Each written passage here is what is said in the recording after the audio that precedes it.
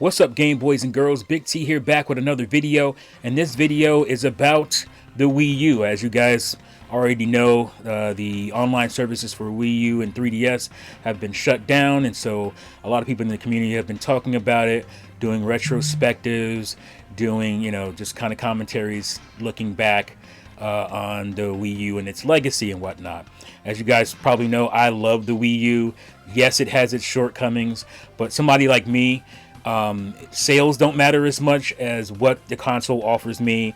Are there a lot of great, cool new things, innovative ideas, and whatnot on that console to justify its existence? And that's how I feel when I'm talking about or thinking about buying new hardware. That's what's most important to me. What is it going to be bringing new? What's the legacy stuff look like?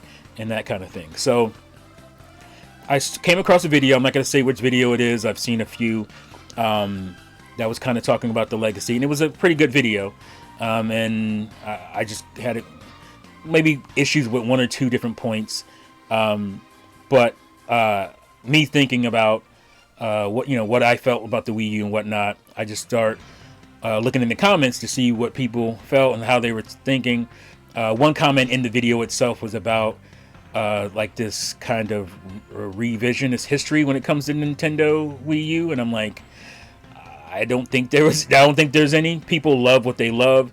Whatever their age might be might affect what they love, and the consoles they grew up with may not be the greatest consoles, but that's the console they grew up with, and they had a lot of fond memories with it. And so I think it's okay for people to express how they felt about a console, even if you may not feel that same way. But there are factual things that you can distinguish when it comes to Wii U, especially when you're comparing it to Switch. So for a time there was this, which is better, Switch or Wii U?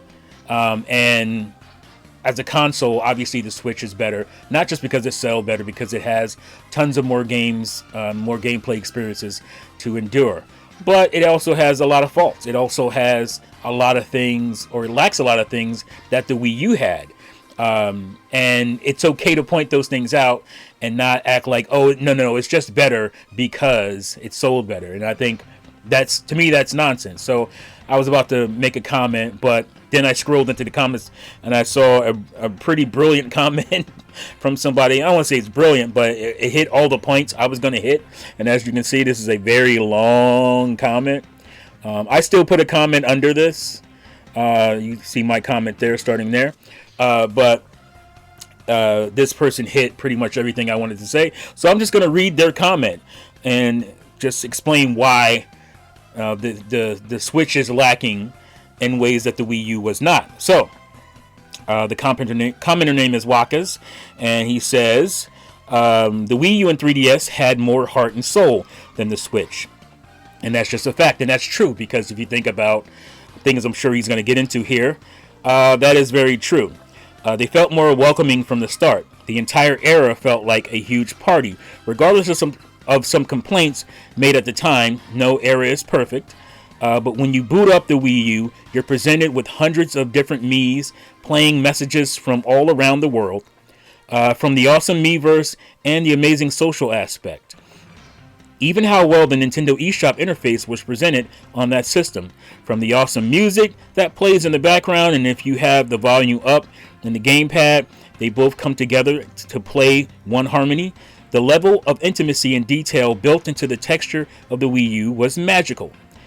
Don't forget organizing your games in proper folders. A sense of community was interwoven within the fabric of the games Nintendo released through Miiverse. The entire era was dominated with an ethos and connection.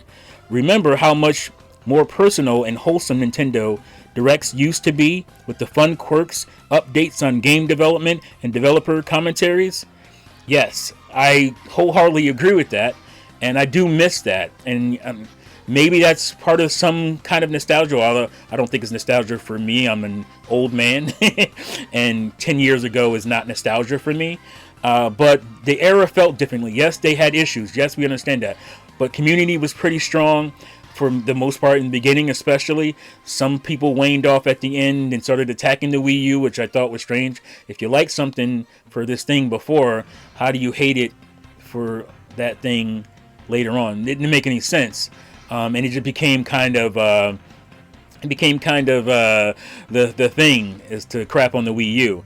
And yes, again, it had issues, but people went overboard, way overboard, and lost their minds. Kind of like the way the Xbox community is doing with what Xbox and Microsoft is doing with the current Xbox. So yeah, it's just these things that this guy pointed out thus far are very true. I'll never forget 2014, Reggie versus Iwata. In contrast, the Switch is completely void of any personality, streamlined to fit a corporate aesthetic. It's completely bland with only 2 black or white themes. No music, no Street Pass, no Miiverse, no 3DS themes, no freaking system music. Absolutely nothing. The eShop is an absolute joke of a laggy, unorganized mess. The Joy-Cons are cheaply made and nastily unreliable. Joy-Con drift being a prominent example. Never discounting games and being anti-consumer. Remember Nintendo Selects? Where did they go? As well as releasing unfinished games that would be finished under the disguise of drip feeding updates that really just added minute content and predecessor games released at their launch. Now, I will say that happened on Wii U as well, so that's kind of not fair. Splatoon was feature lacking in the beginning. So was what's the Mario Tennis game? Ooh, I don't know if it ever got updates or not, but that game was pretty lacking as far as content. So I'm going to be fair here and say, yeah, some of that stuff was also on Wii U. Let's see. Charging a yearly subscription for less online content than the free Nintendo Network model on prior consoles for accessing Nintendo older content when the prior consoles had Virtual Console where you could actually purchase older games at reasonable prices. Now that is one of the hugest sticking points with the Switch, is that they just have this rental service basically. Forced rental service, because you're forced into it if you want to play online. That's the only way to play online, is to pay for the service. And goodbye to your Virtual Console. So all those games you bought, you built up your digital library with, whatever. Sorry, that's kind of despicable to me. I'm surprised more people don't talk about that. But again, a lot of people don't like when you crap on something they like. They just want to defend it. And I love Nintendo, but I'm gonna be honest about things like this. This is bad. This is a bad move. So. It's crazy, but anyway, let's continue. Where was it? Charging yearly some Virtual Console reasonable prices. Nintendo is axiomatically corporatized. They have become a purely profit-driven company. Now this is all this is opinion here. So purely profit-driven company. They are forgetting all the magical things that make them Nintendo. I kind of agree with some of that. Nintendo's current president just doesn't get it compared to Iwata. I completely agree with that. I am not saying Iwata's leadership nor the Wii U 3DS era as a whole was perfect, far from it, but it was far more open and wholesome than Nintendo is now. Iwata brought a joyful playfulness to everything. His personality bled into the fabric of the personality of his games, heavily influenced by him. The Wii U interface is a primary example of this, and I began with this comment. People are revisionist by stating that Nintendo isn't the same anymore. This is just a truism you need to accept. Nintendo was way more open and engaged with the public at the time. I kind of disagree with that a little bit because of what they were doing online with YouTube and videos and that kind of content. They've actually opened that up. So I disagree with that. Nintendo innovates when they are challenged and lazy when they are successful. I kind of agree with that. I barely ever see people like Player Essence criticizing the Switch, but have no issue shading the Wii U and 3DS. I guess I just exposed with the video I was watching. But I suppose that is to be expected when Nintendo rewards uncritical, thorough, early preview copies, or uncritical, I don't know, but I think he messed up there, copies of games and other goodies. So I agree with a lot of that. As I said, I tell you what I thought differently from it, and I'll just read my comment because it kind of has some different things as well. And I said, I was responding to somebody else, talking about the Switch versus Wii U. And I'll say again, nothing special about the Switch outside of it being portable. That's just true. That's just a fact. There's nothing special about the hardware outside of the hardware being portable. No virtual console, forcing Nintendo fans to rent retro titles they already own, most likely, which Switch eShop sucks. Voice chat is a joke. Hardware durability is the worst Nintendo ever built. That's just a fact. Paid online for trash online service. Failing Joy-Cons made for baby hands. I was being a little jokey there, but kind of true. Full price ports of years old Wii U games.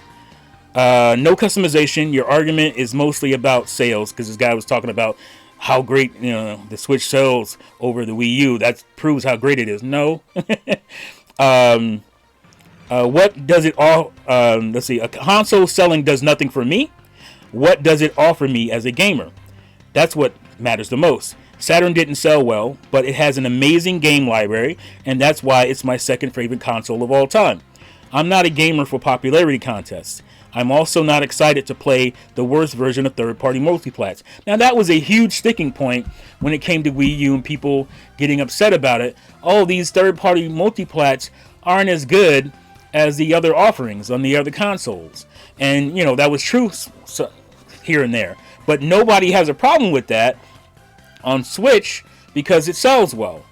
The games are far lacking when it comes to other versions. I don't care as much. I'm just pointing this out because this is the stuff, the revisionist history. If you want to talk about revisionist history, people seem to forget that they had a huge problem when it came to the frame rates of ports or of ports from other consoles on the Wii U. It had a huge problem with that, but they don't seem to have a problem with that when it comes to the Switch because people mostly shut up because the Switch sold well. And these are just the fact. I don't think there was much, you could say online sucks as an opinion, but prove me wrong.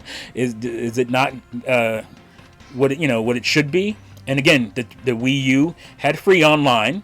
Yes, it had its issues, but it was free. At the end of the day, it was free. They weren't charging us for it, and it had all these other things I already mentioned, Miiverse, and at least it had some kind of connectivity with other gamers on the console that you felt like you were part of something, part of a community.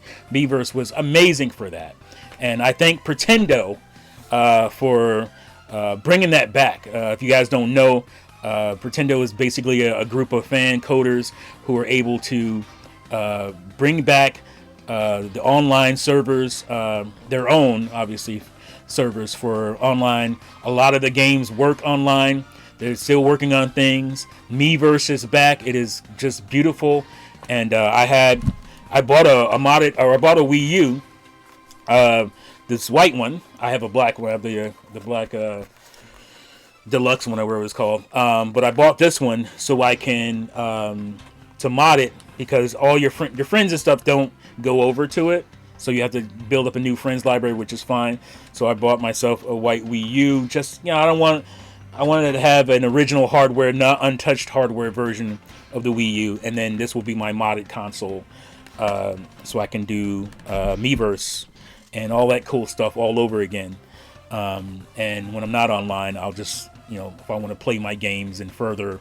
If there's any backlog games, I'll do it on my original Wii U. So, yeah, I mean, that's my video. That's how I feel.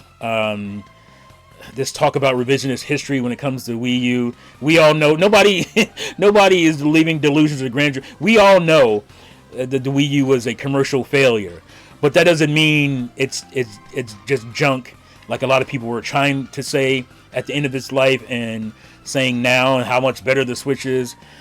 I have a lot of issues with the Switch. That first year, I thought this would be my favorite console of all time, and it just kind of fell off.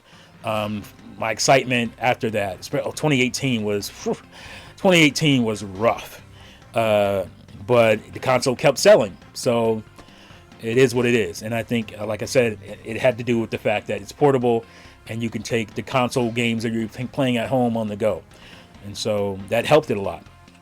Does it have great experiences? Yes, it has great original experiences, but a lot of its top selling game is a Wii U port by far.